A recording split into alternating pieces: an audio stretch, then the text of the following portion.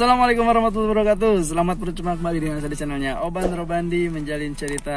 Sobat, bagaimana kabarnya hari ini? Mudah-mudahan sehat walafiat, kemudian Allah berikan keberkahan untuk kita semuanya. Amin ya Allah ya Rabbal Alamin. Ya, oke sobat. Jadi kami udah melakukan pemburuan Vespa di Tanah Jawa. Nah, kita akan pulang menuju BSD ya. Ini video yang kemarin nih perjalanannya. Nih, ini gapuranya dari Pekalongan ya. Nah, kita langsung saja menuju tolnya. Nah, di dalam perjalanan tersebut kemarin itu ternyata pada kilometer 182 di tol Cipali, tentunya sobat semua udah pada tahu ya mengenai batu yang nggak bisa dipindahkan. Nah, konon katanya gitu ya, karena sebelumnya saya melewati lintasan jalur Cipali ini karena memang baru pertama kali saya sudah mendengar cerita-cerita yang sedikit mistis gitu ya, karena banyak di berita, baik di berita televisi maupun di YouTube gitu ya.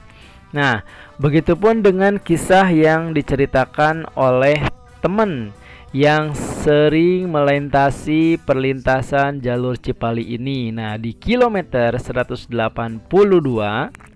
nah, kami merasakan memang ada aura-aura yang lumayan mistis gitu ya. Bikin merinding sobat. Kenapa coba?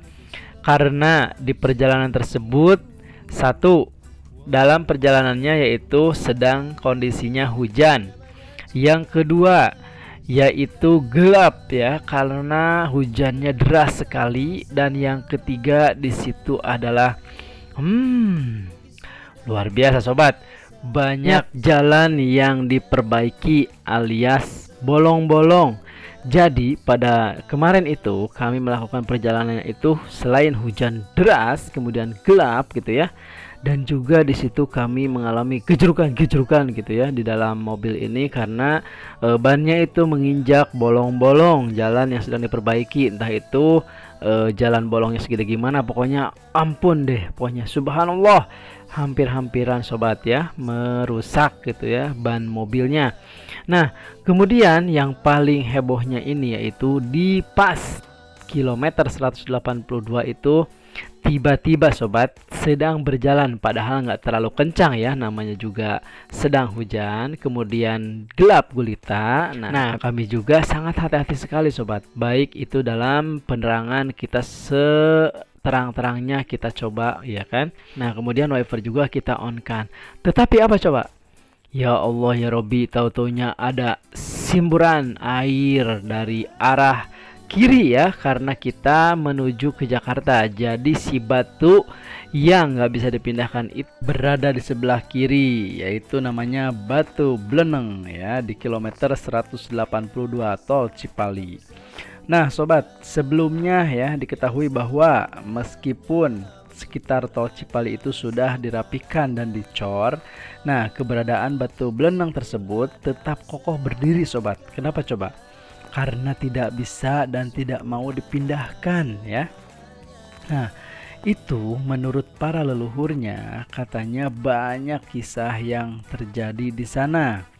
Contoh yang saya ketahui yaitu ketika di zaman dulu ada lahar dari sebuah gunung yang meletus, maka di bawahnya Batu Bleneng tersebut ada lubang di mana tempat keluarnya lahar tersebut. Nah, oleh seseorang yang sakti yaitu menutupnya dengan batu tersebut sehingga lahar yang tadi mengalir dari gunung yang meletus serentak tidak keluar lagi. Nah, selain itu sobat ya, di daerah situ ada penunggunya, yaitu semacam pohon di sana. Kalau menurut yang saya tahu, nanya-nanya ke guru saya yang di Cirebon dan sekarang di BSD City, yaitu namanya Kang Akil atau Kang Ustadz Mutawakil Fakih SAG. Nah, beliau guru saya yang sering menceritakan mengenai kisah-kisah dan membimbing saya di dalam keilmuan agama pastinya gitu sobat ya. Nah, Bicara soal batu besar yang berada di pinggir tol Cipali itu sobat, ada legenda di kalangan penduduk setempat. Nah, seperti yang tadi saya sebutkan, yaitu konon katanya, percaya atau enggak, batu itu tidak dapat dipindahkan saat pembangunan, baik itu memakai beko, bahkan meninggal dunia sobat yang ingin memindahkannya, dan intinya tidak mau dipindahkan. Nah, menurut guru saya juga bahwa di situ pernah ada yang bertafa gitu ya. Artinya di situ berdoa dan tidak tahu siapa, tidak diketahui kiai siapa di situ. Namun pada akhirnya seperti itulah ceritanya sobat. Batuk dulu ya sebentar, oke? Nah, kemudian menurut salah satu legenda rakyat setempat ya, batu tersebut adalah tanda asal muasal Pulau Jawa dijadikan pemukiman. Tuh ada lagi pendapat dari para sesepuh sobat ya. Nih, ada pula yang bilang batu itu peninggalan orang zaman dahulu yang sengaja ditaruh di situ karena berguna untuk menutup mata air berlumpur yang dapat membuat banjir kawasan itu pada masa lalu. Nah, ini beda lagi nih. Kalau yang tadi saya ketahui mah lahar menutup lahar, kalau ini katanya menutup air ya. Nah, saya ini dari mana infonya? Dari guru saya. Jadi saya kumpulkan pendapat-pendapat, kemudian sejarah-sejarahnya dari mana, kemudian sumber sejarahnya dari mana, saya kumpulkan, saya gabungkan. Karena di sini saya kebetulan adalah terjadi sesuatu di kilometer tersebut sobat ya. Nah, kalau menurut cerita yang tadi saya sebutkan, di situ memang ceritanya banyak versi dan mungkin itu bisa terjadi semuanya. Apa yang diceritakan, apa menurut sejarawan dan apa menurut para sesepuh yang ada di Cirebon tersebut, sobat. Itu adalah mungkin bisa jadi benar semuanya gitu ya. Nah, yang ingin saya ceritakan di sini, sobat, yaitu ketika hujan di malam hari dalam perjalanan menuju BSD City gitu ya. Nah, seperti yang sobat lihat kan, seperti ini tuh kondisinya. Nah, tiba-tiba sobat, di situ ada semburan air yang menyembur kencang banget ke arah mobil kami yang dinaikin ya. Itu dari mana? Kami juga nggak tahu dari mana, cuman pas lihat di rambu-rambu lalu lintas itu adalah di kilometer 182. Subhanallah walhamdulillah wala ilaha illallah wallahu akbar wala haula wala quwata illa billahil aliyil azim. Mungkin karena kami di sana banyak ya canda-canda tawa gitu ya sambil menyetir ya kan, karena tol Cipali ini sangat jauh dan panjang sekali sobat. Nah, makanya pas kita lewati di kilometer tersebut, mungkin seharusnya kita berdiam ataupun membacakan Fatihah buat para karuhun atau para arwah yang ada di sana yang udah meninggal, para guru-guru, para siapa kiai yang ada di sana, mungkin seperti itulah sobat ya. Nah, dan di sini kejadiannya itu sebelum dan menjelang maghrib sobat. Gitu loh. Jadi mungkin di sini kalau dalam bahasa Sunda disebutkan sareupna. Sareupna itu waktu yang sangat tanggung sekali ya. Makanya di sini kami seketika langsung mengucapkan astagfirullahaladzim. Karena apa? Karena tiba-tiba ada semburan air yang menyembur ke dalam mobil kita gitu ya.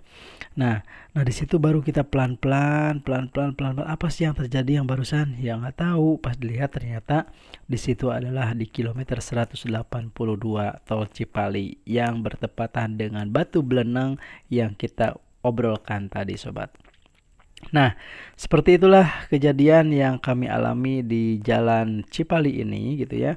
Karena saya tidak sempat terekam semburan itu berasal dari mana, makanya kami hanya mengucapkan istighfar saja, memohon ampunan kepada Allah dan mudah-mudahan kita selamat sampai tujuan. Dan akhirnya pada kilometer selanjutnya, cuaca lumayan menjadi cerah lagi. Namun kita akan sebentar lagi memasuki daerah kota Jakarta. Adalah hujan lagi, kemudian macetnya luar biasa sobat. Karena di situ ada penyempitan karena sedang ada pembangunan, makanya terhalang oleh mobil yang sangat gede gitu ya, yaitu mobil pengangkut barang dan mobil beko dan lain sebagainya di situ ya.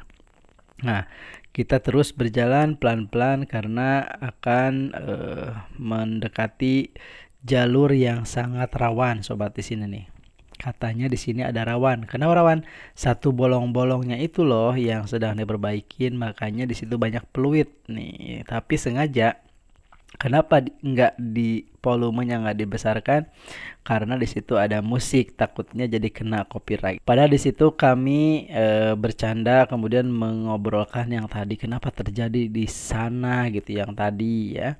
Ya mungkin karena kami sedang bercanda tawa gitu kan, nggak inget siapa yang dilewati. Nah, jadi kesimpulannya adalah ketika kita dimanapun berada, dalam kondisinya apapun juga, baik dalam kendaraan bermobil atau bermotor, ketika hendak melewati atau hendak akan pergi, maka diutamakan harus berdoa dulu, memohon pertolongan dan perlindungan diri kepada siapa? Kepada Tuhannya masing-masing sesuai dengan kepercayaan masing-masing. Kalau saya kan pastinya insya Allah kepada Allah Subhanahu wa Ta'ala gitu ya, memohon ampun. Nah, oke sobat, kita akan beristirahat dulu, melakukan sholat maghrib dulu karena takut terjadi sesuatu yang tidak diinginkan kembali ya.